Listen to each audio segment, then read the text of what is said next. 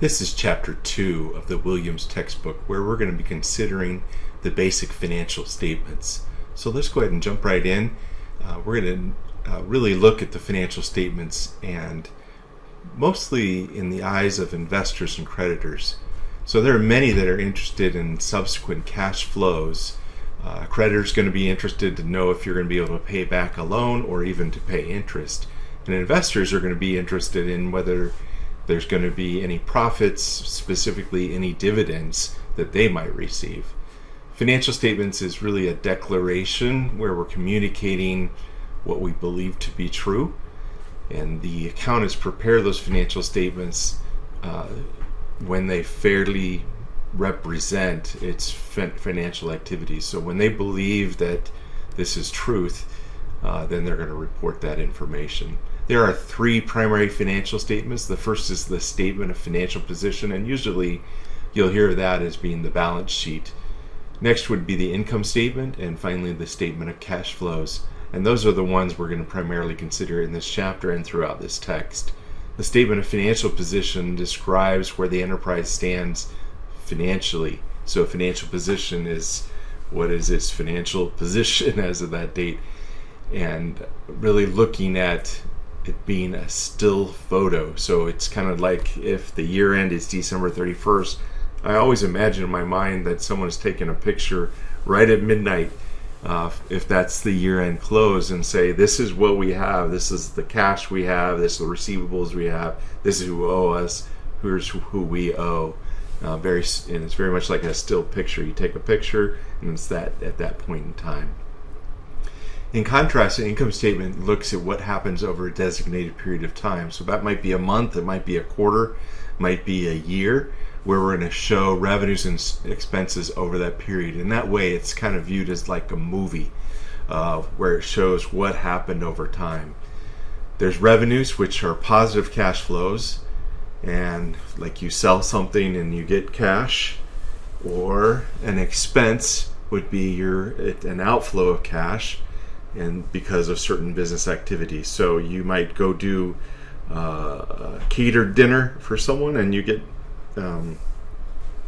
you sell that, but then at the same time you've got to produce, and so you got to pay your workers to perform those activities, to carry to pass the actual performance. The last one is the statement of cash flows. Because cash is so important as both a source and use of cash, it is tracked separately.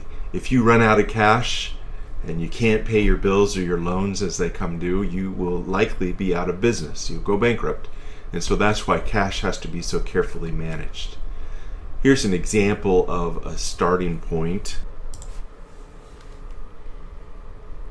So this represents a starting point, a statement of financial position, in this case for Vagabond Travel Agency. So we can see the assets on one side, and we can see the liabilities and the owner's equity included there. So this is kind of a starting point that we could see. You'll note that the heading is reflected there, both the name of the business, the name of the financial statement, and the date. So let's go back and you can see the name of the company, the name of the statement. Sometimes you'll just see balance sheet, and then the date of that. We'll see the assets are listed in order of liquidity, and liquidity means how close they are or how quickly they could be converted to cash.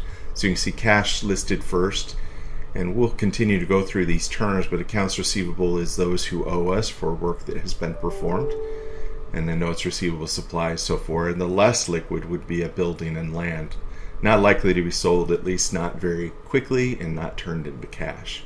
And so we can see what those looks like. The next one is liabilities, and those are listed next, and those are who we owe. And then owner's equity is essentially those that own the company, have rights to the company. Initial investment $150,000, and then earnings have been retained for $70,000. And we'll keep working through the definitions of these various topics. Okay. We also note that this is a business entity, and so a business entity is kind of, I think it's a business you can put your arms around. I mean, like there's a scope you can see, and it's going to be separate from the personal activities. So personal activities and then separately business activities. And generally in a business entity, we're looking at those items, only those items related to the operation of the business. Now let's start with some definitions. Assets are the economic resources, and certainly economists will say these are the resources available, and so this would be assets. So it's economic resources, it is owned by the business, and it's expected to benefit future operations. And so we say probable expected benefit, right? And so we expect to receive something. Sometimes this might just be future cash flows, like we're going to make a profit in the future. And so we can see those various characteristics. These are reflected in historical cost. And so historical cost says the date that the entity originally paid for this is what's going to be recorded. Now sometimes that means that these things might be out of date, but we are interested when buyer met seller and a transaction occurred, not just like an appraisal. And so we want to know the date that it was bought or acquired, that very first date. And so we'll include that as historical cost. There are others that are reported in net realizable value or fair value, including accounts receivable. Accounts receivable are going to be those who owe us money, and some just might not be able to pay, and so we'll reduce that amount. Investments, particularly if they are active, ongoing, traded regularly, those are going to be recorded at fair value. And so the stock market value on December 31st for a stock market investment that's traded frequently would be recorded at fair value.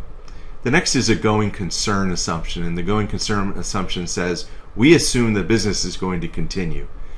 If the company is going out of business, its assets are going to be significantly discounted.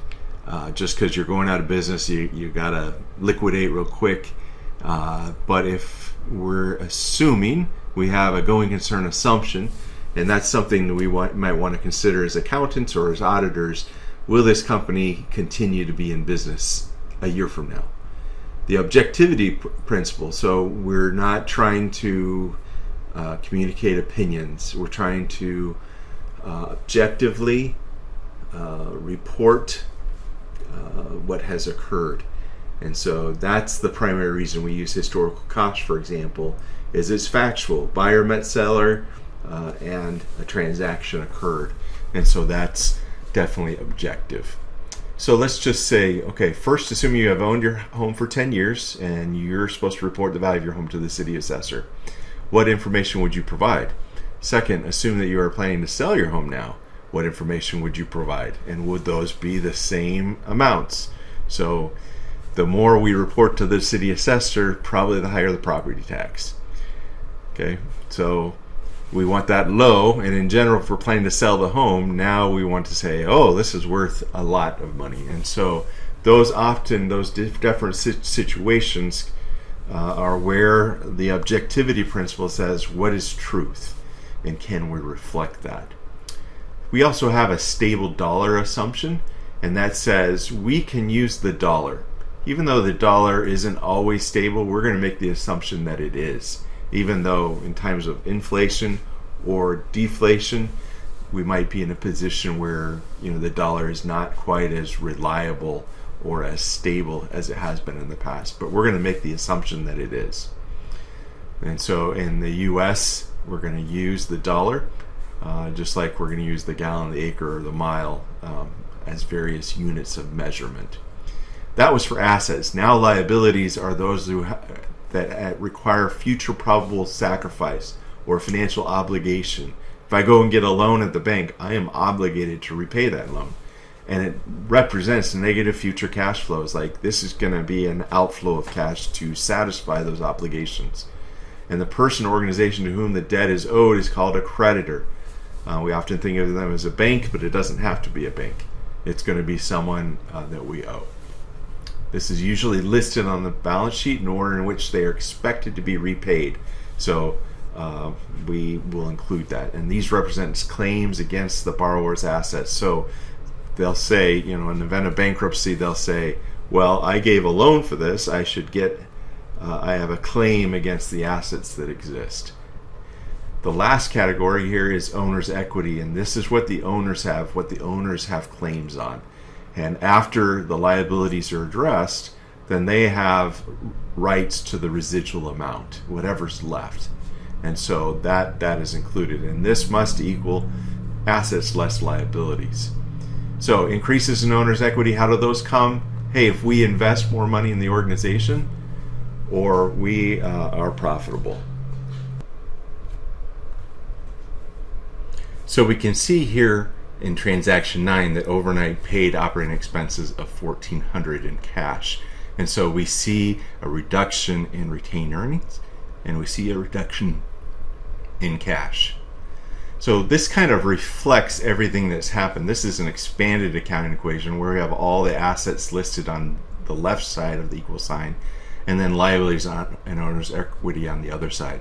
But we'll notice in each case that we have everything equal to each other. They are in fact equal to each other, transaction by transaction, and then total by total. We note that what's here listed under retained earnings will go and be reported in the income statement, and what happens to cash is going to go here and be reflected in the statement of cash flows. So we can see how those interrelate to each other between the statements. So the income statement is a summary of the company's revenue and expense transactions, and as revenues increase, you receive cash or a promise to pay. That's going to increase company's assets and result ultimately in positive cash flows. In contrast, expenses will decrease over time and will decrease the company's assets because we have to pay out cash to satisfy them, and that results in negative cash flows.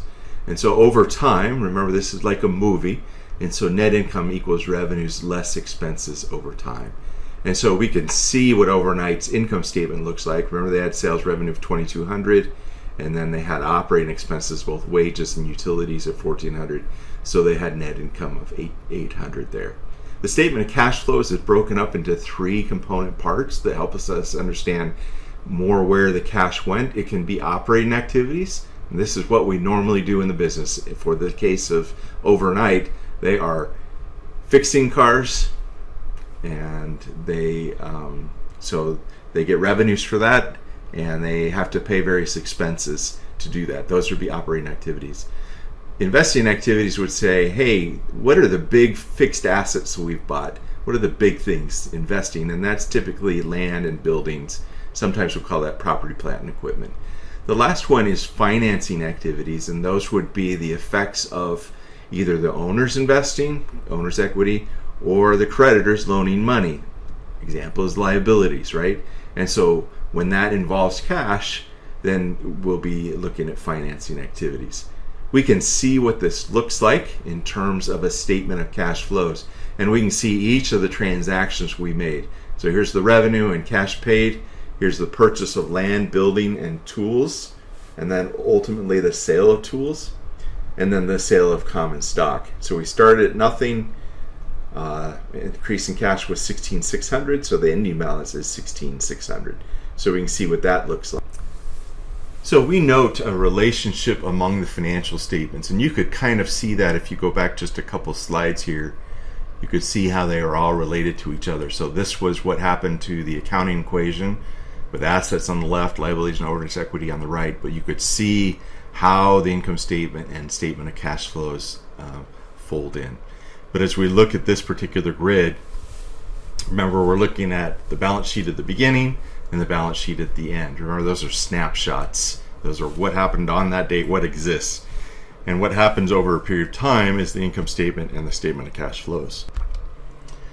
So we call it a financial statement articulation, and this is the way that they all fold in. So you can follow each specific line. For example, the ending cash balance is the ending cash balance, right?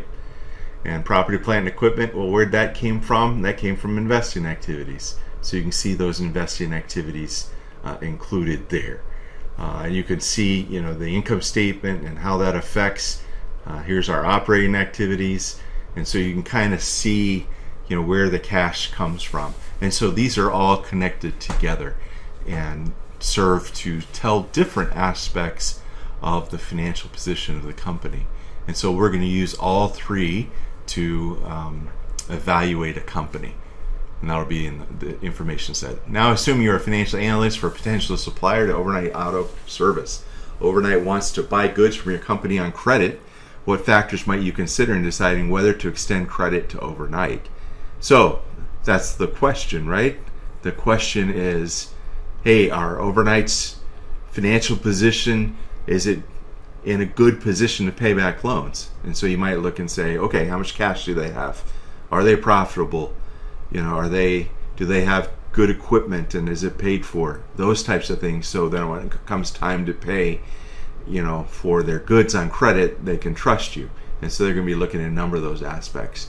There are different forms of business organization: a sole proprietorship, a partnership, and corporations. Most of this coverage is in an appendix, and so we don't cover it heavily here, but we'll recognize different forms of business.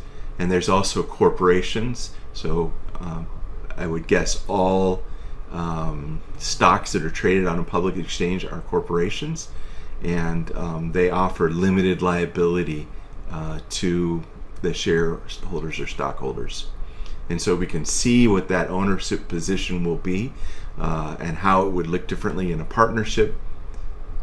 In a sole proprietorship, Michael Bryan owns it all.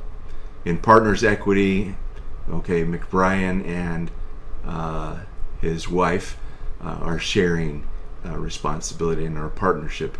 Or in a corporation, how much was invested in common or capital stock for the company. So you can see what that looks like. As we go through, we're continuing to identify terms that are important, like liquidity. And so liquidity says, can the company pay their debts as they are due? And if they can't, if they're not liquid, if they don't have liquidity, they may be forced into bankruptcy. The creditor says, I don't see them ever paying us back, or not at least in the short term. This company might need to go bankrupt. The next one is profitability, and that's the company's ability to generate net income. So the more income they make, the greater they're going to increase the owner's investment.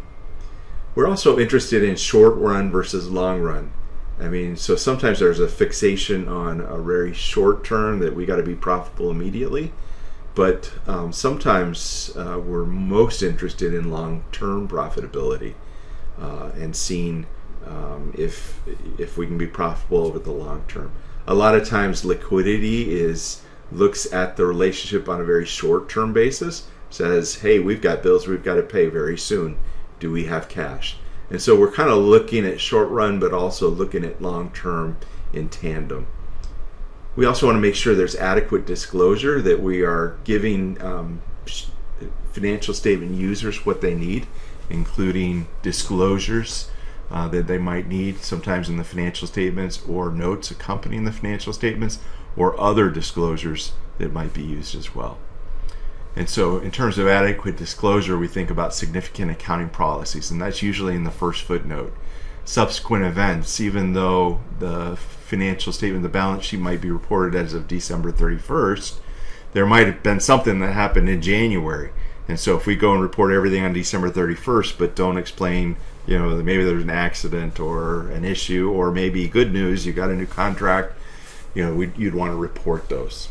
Any unsettled lawsuits or contractual commitments, or any assets that might be pledged as collateral for loans. So sometimes they give you a loan, but only if it can be secured or pledged, that in the event that payment is not made, that the assets can be used as collateral.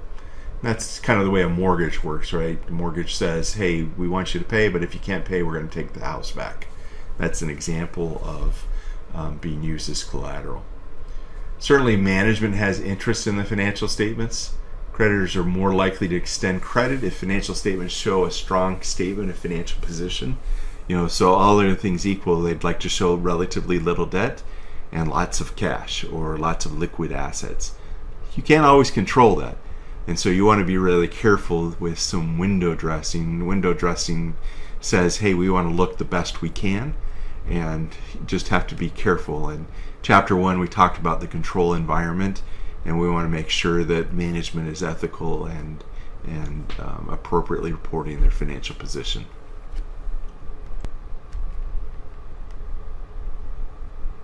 The labs for this chapter work at continuing to build our arsenal of Excel knowledge, because we'll use that throughout. This one actually emphasizes subtotals, and so we'll continue to work on that on these labs.